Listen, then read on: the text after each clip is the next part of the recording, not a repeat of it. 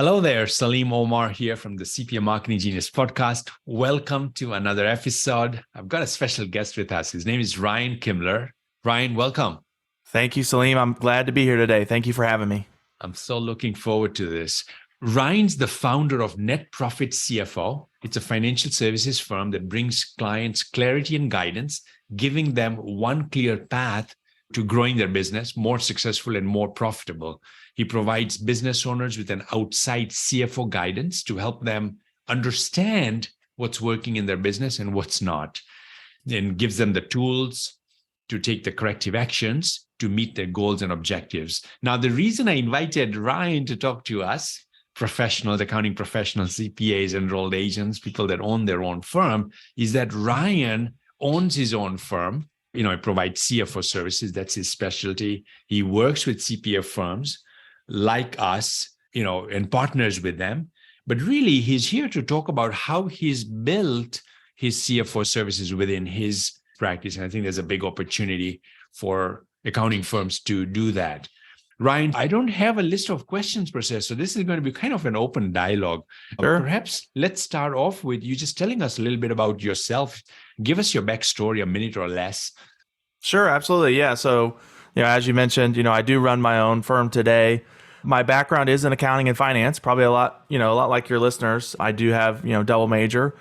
And one of the most important parts of my career was I started out working for another CPA firm. And we were working with small businesses, doing bookkeeping and general ledger accounting, and really came to realize that those business owners really needed more. They needed more guidance, more direction, not just us giving them the financials at the end of the month.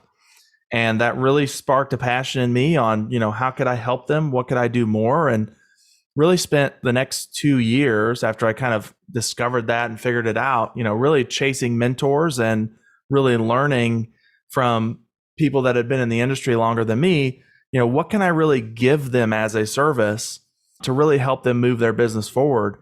And, kind of found some answers along the way. And then, I knew that I wanted to launch my own firm. And so I absolutely did it. And, it is completely focused, as you mentioned, around the CFO piece. And I don't use the term CFO a lot with my clients, because if you say CFO to a business owner, they probably don't know what a CFO does. But I do talk a lot about the guidance part of it. And I really am there to guide the client to help them make the financial decisions and overcome the hurdles and challenges that they might face so that they can have a more profitable and stronger business. Got it. Yeah. So talk to us about what have been some things that have been instrumental for you to grow this side of the business. So let's go there next. Sure, absolutely. So I think, as I look back at, I have grown my practice fairly fast, and there are really two big keys that I, looking back on my journey, that I think is really, really important and key to my success. And the first one I just talked about a little bit is, I really try to not talk accounting language with my business owner clients, right? I try to not keep them out of the weeds, right? Because they will get lost in a hurry. And I try to not even use the term CFO, as I mentioned. And, so I'm very, very careful about the language that I use when I do get an opportunity to get in front of a business owner and work with them and kind of market to them. So that's the first piece of it, is you've got to have the right language that really grabs a business owner's attention. And then the second piece of it is, I really have focused all of my marketing efforts on, speaking in front of business owners in one way or another, right? That might be through guesting on podcasts, right? Just like, this podcast, and I've recently launched my own podcast to speak in front of business owners. But I also book a lot of speaking engagements through associations. And so, for your listeners out there, maybe you're a CPA and you are niched in, or you focus on working in the construction industry. If that was me, what I would do is I would find some sort of an association that is full of construction owners, right? Could be a nationwide organization. If you're in a bigger metropolitan area, it could just be a local organization. And really, show up, be involved in that organization, get to know the people, build relationships, And then eventually, hopefully, build the right relationships, and you might get the opportunity to, speak in front of the association. And, as a CPA or as an accountant, if you're coming into a room full of, construction people or construction business owners, or maybe you're in the dentist industry and it's dentist owners, right? You're the one person in the room that knows accounting and finance, right? Mm. Super Love huge that. marketing opportunity. Yeah, yeah, yeah. Love that. So the second item was get in front of a room, an association, a room full of people in a certain niche or some, ideally, right? So then you can talk about that specialty. Yeah. The first idea was the language, and I want to talk a little bit about that. So, right, be careful about the language we use. You don't use accounting language. You use language that I want to ask you, what is that language that you use? You're sitting in front of a business owner, and let's say they're doing $2 million in revenues in a certain industry, been around for 10 years or so. What is that language? What are some things you're saying? What are some of the things that questions you're asking? Sure, absolutely. So the biggest thing that I try to really establish is with every business owner, there's a gap, right? And that's usually why they're coming to us for a service. There is, where they are today and what they understand today. And then there's the place that they want to be and the place that they want to go. Mm-hmm. And, I would kind of dive into, okay, so you've got a $2 million business. How does the operations look for you? Are you doing the things in your business that you want to be doing?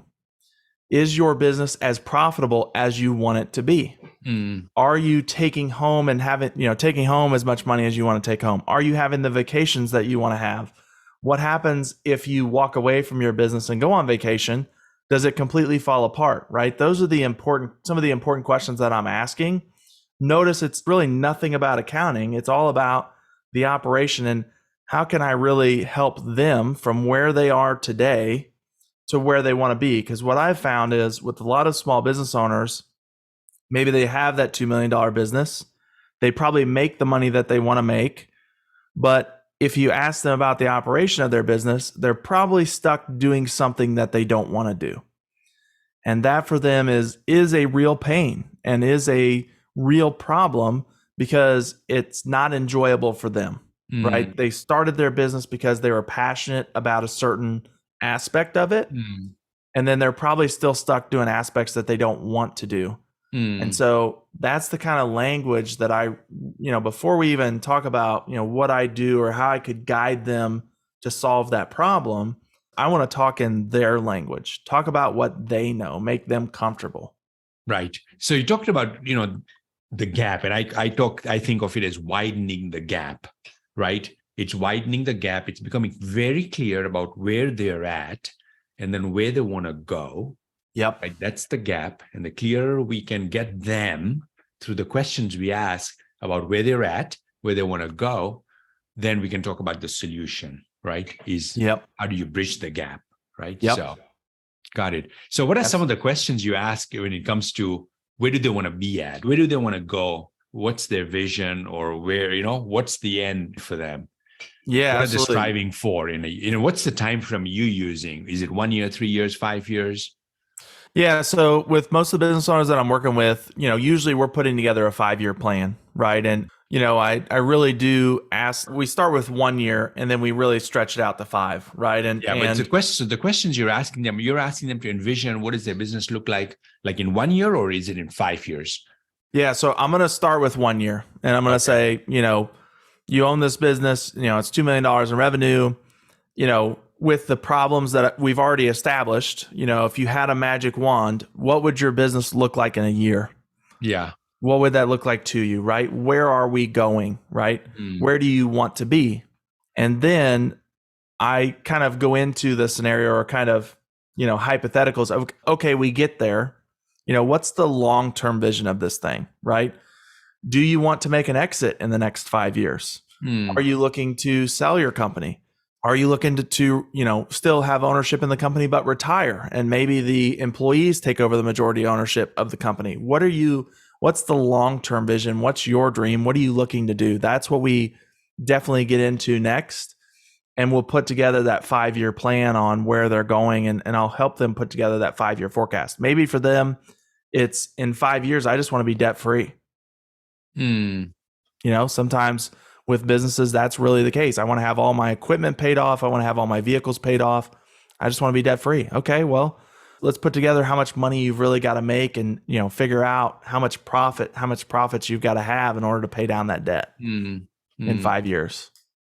Got it. Yeah. So languaging important, helping them become clear about where they're at, where they want to be, the gap, widening the gap. What have been one or two observations you've made when you've talked to business owners and taken them through this process, this sales process, this discovery process?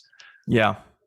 So one of the biggest ones is, until I start going through the questions and really, so as the business owner, they are really in the business, right? If we were talking about, it being a large forest, they are really in the trees, right?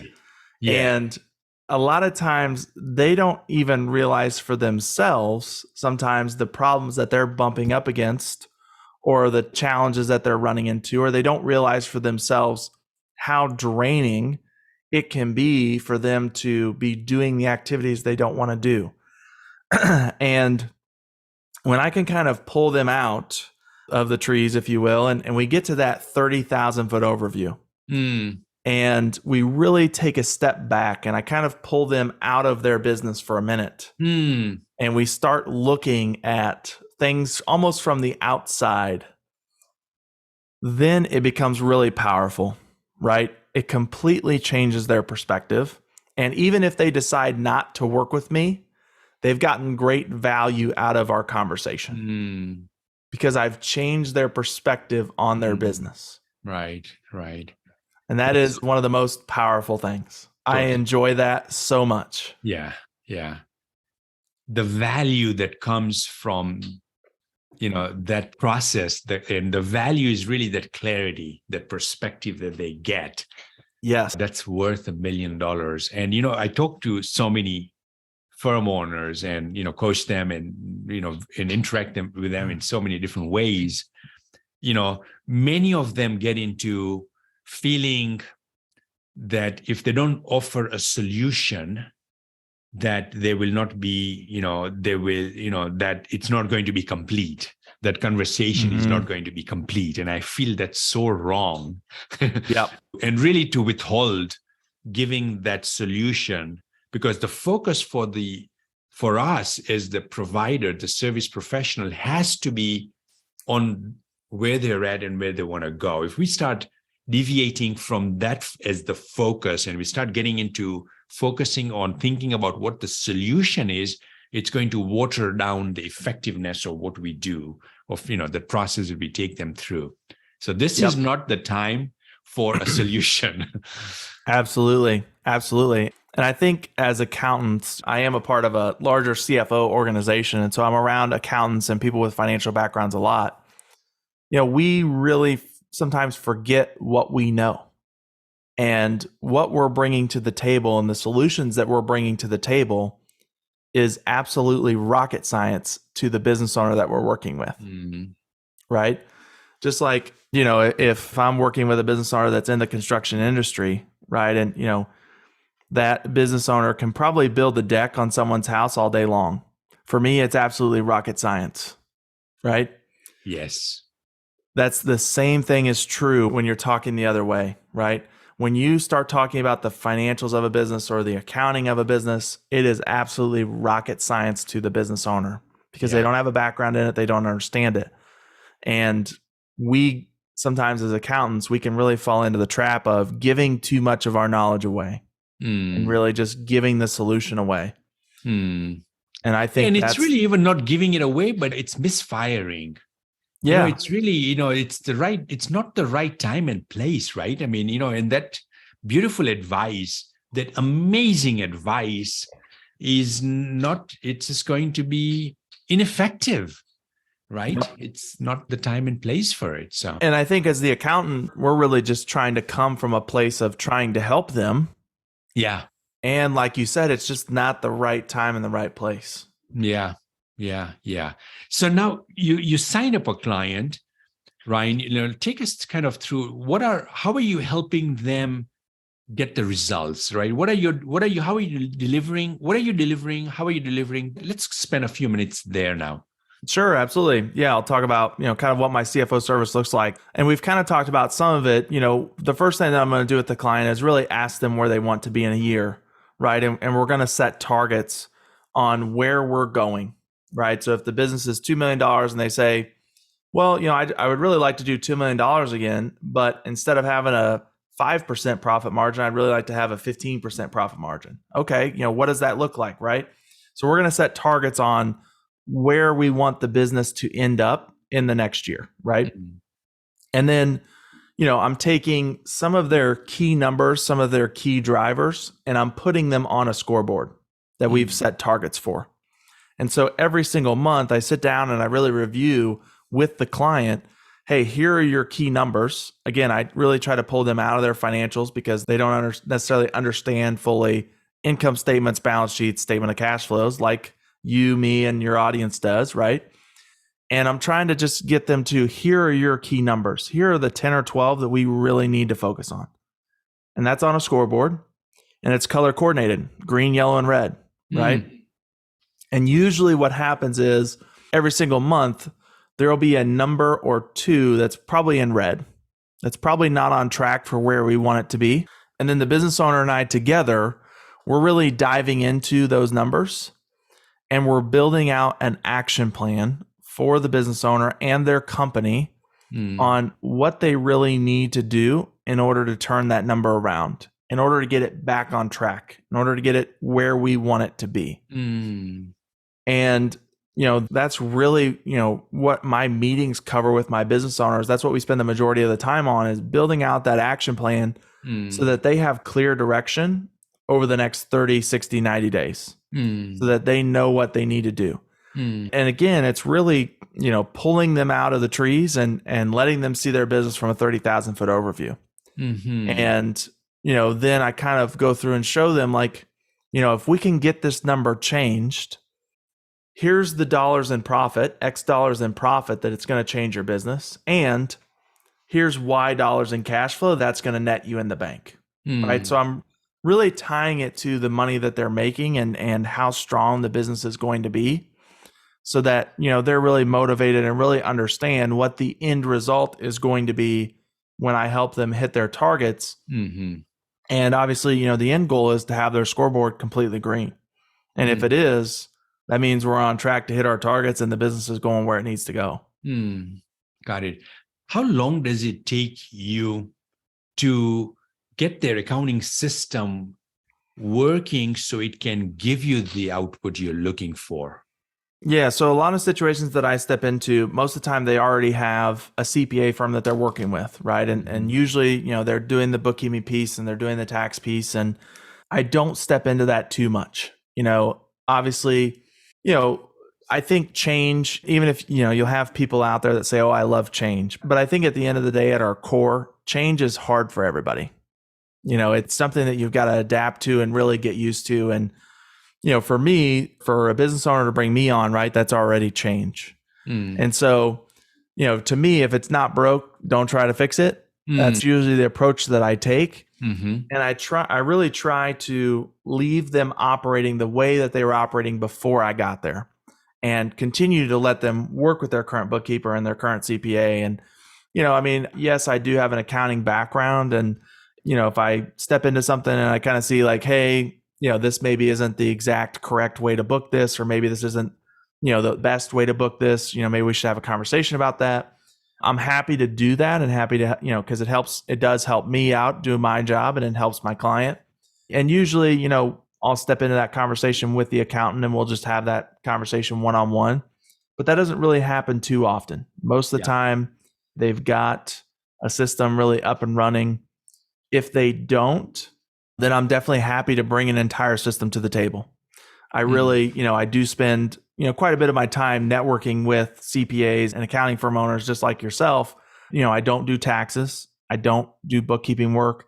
I've got, maybe a handful of legacy clients that my assistant handles, but I'm not, really taking on any more bookkeeping work. And so, if a business owner needs it, I'm happy to bring an entire system to the table, entire, network of partners to the table, and really build them a financial department from the bottom up. But and so in order for you to start giving the client results with the CFO dashboard and so forth, you're relying on certain certain numbers, right? For you to kind of be able to do that. And what if their current system is, not giving them, or it's not full, it's not complete? If, for example, some of the KPIs you may be, advising them is like cost per lead and cost per sale. And, usually their accounting department want, their accounting CPA firms not providing them, with their lifetime value and so forth. Yeah. How are you going about and getting that data? Yeah, that is a piece that is a little bit tougher, right? And if they don't have, those kind of metrics in place, that is where I've got to have them start, help them find the right partner that can bring those kind of metrics to the table, right? If I'm really in need of those metrics, right? So, if I see that, as an example, kind of like you just talked about, if I see that maybe a business's marketing cost seem to be really high to me for the revenue that they're doing, and that's really having an effect on their profits, then that's absolutely going to be a conversation that we have. And if the business owner doesn't have a good system to kind of dive into those numbers, well, what's our cost per lead? What's our conversion rate? All of those sorts of metrics, then we probably do need to talk about, bringing in an outside marketing firm or an outside partner to help us, not only improve the marketing and make it more efficient, but also, cover those types of metrics so that we can have a measure on them and see where we really need to improve. Right. Got it. Yeah. Yep. How often are you meeting with a client and going over the dashboard? Yeah. So at least every single month we meet and we go over the dashboard, and then usually, so we'll usually meet at the beginning of the month after the books are closed. And then a couple weeks later, I'll do a check-in and I'll make sure, usually just by email, or I'll send them a quick video just to make sure that they're not stuck on anything, right? I mean, when a client leaves the meeting with me, they get 2 one-pagers. They've got their scoreboard and they've got their action plan. And I just want to I just check in with them and make sure, like, hey, are you stuck on anything on the action plan? Or are you moving these objectives forward? So that's typically what it looks like. Sometimes around the beginning of the year when we're doing planning, right, and we're really planning out for the year, we're going to meet more times, right? We're going to meet more than once a month, to set targets and really talk about where we're going. But once we get in the rhythm of things, I'm meeting with clients once a month and then doing kind of a check-in there in the middle in between meetings. Got it. How long are the meetings? Usually an hour, and then if we're in the action plan and building it out and we need to go longer than that, we can. But I think, sometimes I think that that's something that as accountants we can miss too, is that, working with the business owner, their time is super, super valuable, right? Just like ours is. And so I really try to be as productive as possible and get everything done in an hour, because I know that the business owner that I'm working with, their time is super, super valuable. Right. Wow, this is so good, man. And we are coming to the end. This has been longer than I anticipated, but it's been so insightful. A couple of questions. I mean, as you're describing this and, talking about how you're helping clients, it's almost like a business coach. What's your, what's in your mind? What's your opinion about that? Or what's your point of view between a coach, a business coach, and, kind of the services you're providing more along the lines of a CFO, even though you're not calling it a CFO? Sure. Yeah. So I actually have clients that I work with, business coaches, right? And what I've really found is that a lot of the business coaches out there, typically they have an expertise in sales or operations and not in finances, right? Most of the business coaches that I start working with and that I talk to, if we have a conversation that starts around financials, they're like, whoa, I am out. You know what I mean? Yeah. They are stopping that conversation, pretty quickly. And so I really enjoy working with, business coaches, and I definitely enjoy those partnerships, because kind of while I'm taking care of the financial piece, Right. They're either helping, grow the business, Yeah. and or they're helping, and most of the time it's both. They're helping with the operations of the business, which also makes things go more smoothly. And I've seen that clients that are working with me and a business coach, they tend to really get their action plans done because their business coach will help them implement on the operation side the financial action plan. So I love working with business coaches. Yep. Yeah. It's great. Yeah. So you don't come in as the full solution then. The ideal scenario would be that they have a business coach. I mean, not necessarily. I mean, I do have, I actually have less clients that I'm working with a business coach than ones that I'm not. Most of the time I am, really their coach, and really, we're looking at everything from the financial perspective. So I can use the numbers and really pinpoint and know this one thing is the most important thing to do. Right. And I can really give them direction on this is what we've got to go get solved. And so, I love working with them, and I definitely think that, business coaches bring value to the table, but I don't have to. I've got clients that I'm working with that I'm really their only coach. Yep. Great. Super. Good. How can what's the best way for folks to reach out to you? Yeah, absolutely. So my website, netprofitcfo.com. And then you can also find me on LinkedIn, Ryan Kimler. That's Kimler. I would encourage your audience, please reach out and connect with me. I'm happy to always network with CPAs and accounting firm owners. As I mentioned earlier in this podcast, I don't do taxes. I don't do bookkeeping. And so, when I have clients that need those kinds of services, I'm always looking for, great referral sources that I can rely on to help me with that work. So yeah, please reach out and connect with me. I'd be happy to connect with any of your listeners. Awesome. Great. Ryan, thank you so much, man. This was so good. Appreciate it. Absolutely. Yes. Thank you for your time. All right. Thank you for having me. Sure thing. Bye-bye. Bye.